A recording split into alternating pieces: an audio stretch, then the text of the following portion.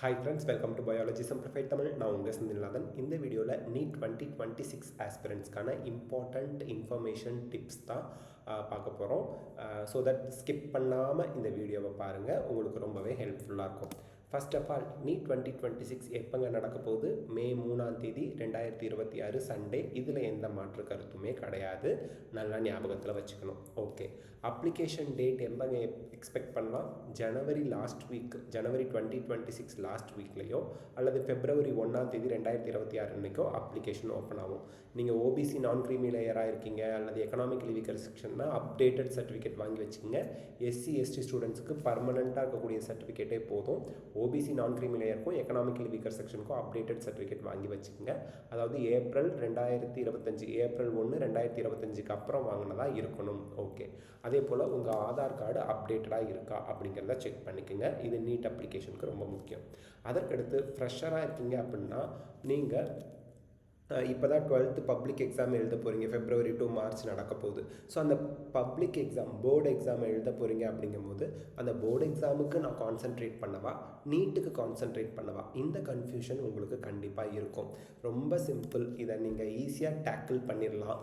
இங்கே வந்து பார்த்தீங்கன்னா 12th சிலபஸை நீங்கள் இப்போதைக்கு கான்சென்ட்ரேட் பண்ணுங்கள் மோஸ்ட்லி. ஸோ ஃபஸ்ட்டு நீங்கள் கான்செப்டெல்லாம் நல்லா புரிஞ்சுக்குங்க. கான்செப்டை நல்லா புரிஞ்சாதான் நீங்கள் வந்து எப்படி கொஷின் கேட்டாலும் ஆன்சர் பண்ண முடியும். Concept is very very very very important. Conceptual knowledge அப்படிம்பாங்க ஒவ்வொரு சாப்டர்லேயும். எக்ஸாம்பிளுக்கு மாலிகுலார் பேசிஸ் ஆஃப் இன்ஹெரிட்டன்ஸ் இருக்குது அப்படின்னா அந்த மாலிகுலார் பேசிஸ் ஆஃப் இன்ஹெரிட்டன்ஸ்லேருந்து ஒரு கான்செப்ட் இருக்குன்னு வச்சுக்கோங்களேன்.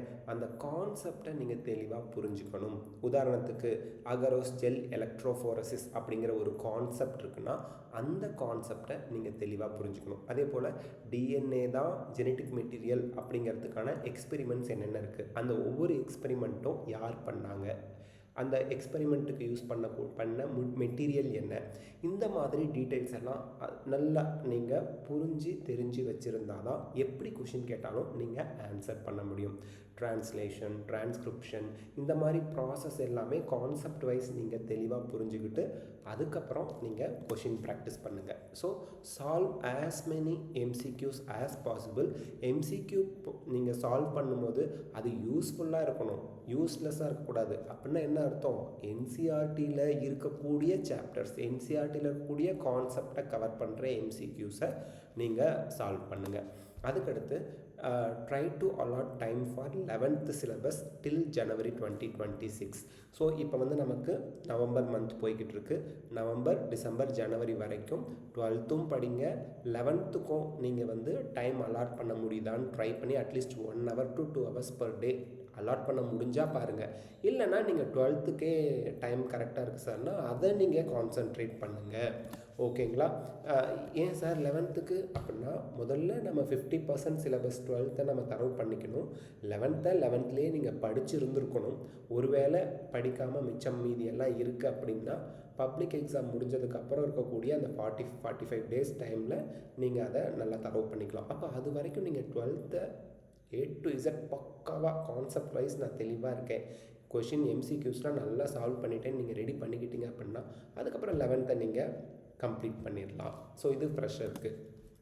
அதுக்கடுத்து ரிப்பீட்டர்ஸ் அப்படின்னு பார்க்கும்போது complete the syllabus by January 2026. ஏன் சார் இப்படி சொல்கிறீங்க அப்படின்னா நீங்கள் டெடிக்கேட்டடாக நீங்கள் 10 to 12 months 10 months வந்து ஃபுல்லாக நீங்கள் ரிப்பீட் பண்ணுறதுக்காக ஒதுக்கியிருக்கீங்க. ஒன்லி நீட் அப்படிங்கிற ஒரு எக்ஸாமுக்காக மட்டும்தான்.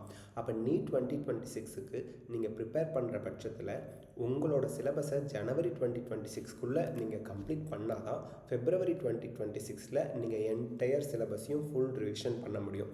அதுக்கப்புறம் மார்ச், ஏப்ரலில் நீங்கள் தேவையான அளவுக்கு மார்க் டெஸ்ட் அட்டன் பண்ண முடியும். நமக்கு தெரியும் மார்க் டெஸ்ட்னால் என்ன, அப்படியே அச்சு அசலாக நீட் 2026ல் எப்படி கொஷின் செட் பண்ணியிருப்பாங்க, ஃபுல் சிலபஸ் 11th 12th சேர்த்து ஃபிசிக்ஸ், கெமிஸ்ட்ரி, பயாலஜியிலேருந்து உங்களுக்கு 180 கொஷின்ஸ் டோட்டலாக கேட்டிருப்பாங்க.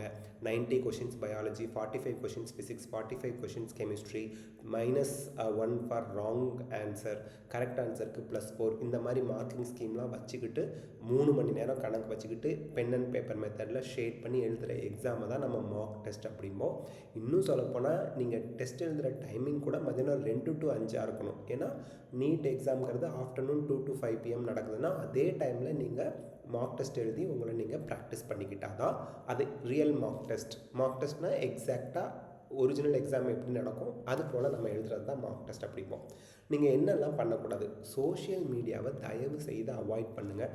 சோஷியல் மீடியாவை பொறுத்த வரைக்கும் ஒரு ஸ்டோரி ஒரு ஸ்டேட்டஸ் பார்க்குறதுக்காக உள்ளே போவோம், கிடுன்னு போய்கிட்டே இருக்கும். அது பாட்டுக்கு ரயில் மாதிரி இடைவிடாமல் கண்டினியூவாக போய்கிட்டே இருக்கும். கடைசியாக நீங்கள் டைம் பார்த்தீங்கன்னா அரை மணி நேரத்துலேருந்து 1 மணி நேரம் வீணாக போனதே நமக்கு தெரியாமல் போயிருக்கும். அதுக்கப்புறம் கான்சன்ட்ரேஷனையும் ஃபோக்கஸையும் படிப்புக்கு கொண்டு வரதுக்குள்ளே போதும்னு ஆகிடும்.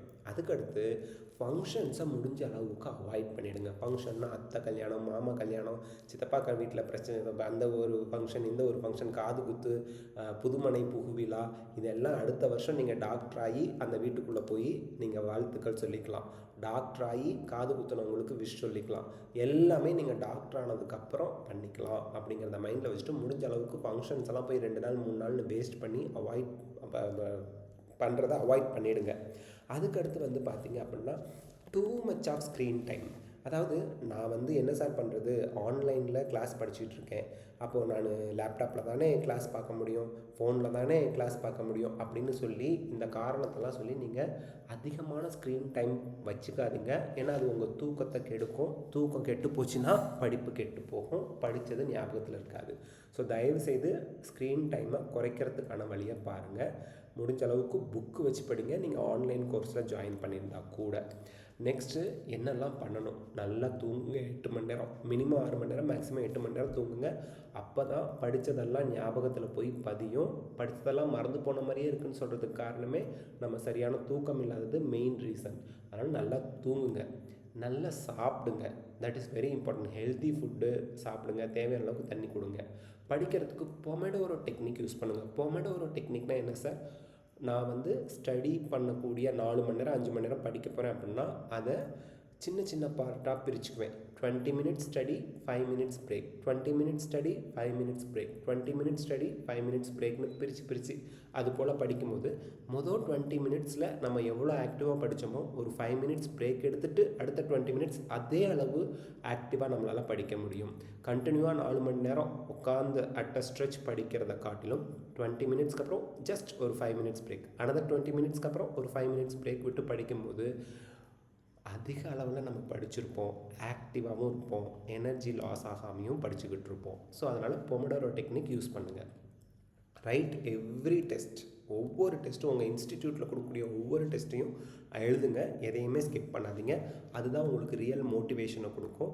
நல்ல மார்க்கை இம்ப்ரூவ் பண்ணுங்கள். டாப் 5 ஸ்டூடெண்ட்ஸில் உங்கள் இன்ஸ்டிடியூட்டில் இருக்க மாதிரி அல்லது டாப் 10ல் இருக்க மாதிரி வச்சுக்கிட்டிங்க அப்படின்னா உங்களுக்கு அப்போ இருக்கக்கூடிய கான்ஃபிடென்ஸ் லெவல், மோட்டிவேஷன் லெவல் ரொம்பவே ஜாஸ்தியாக இருக்கும். இன்னொருத்தவங்க உங்களை மோட்டிவேட் பண்ணுறதெல்லாம் வேலைக்கு ஆகாது. செல்ஃப் மோட்டிவேஷன் தான் இந்த இடத்துல வேலைக்கு ஆகும். அதை ஞாபகம் வச்சுக்கோங்க. செல்ஃப் மோட்டிவேஷனுக்கு ஒரே சோர்ஸ் உங்கள் இன்ஸ்டிடியூட்டில் வைக்கக்கூடிய டெஸ்ட் எல்லாத்துலேயும் நல்ல மார்க் வாங்கணும். அதுதான் எரர் நோட் போட்டு எழுத ஆரம்பிச்சிருங்க. ஆல்ரெடி எழுதிக்கிட்டு இருப்பீங்க.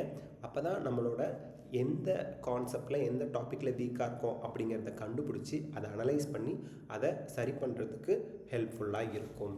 அடுத்து பார்த்திங்க அப்படின்னா நீங்கள் எப்போவுமே உங்களை இன்னொருத்தவங்களோட கம்பேர் பண்ணிக்காதீங்க.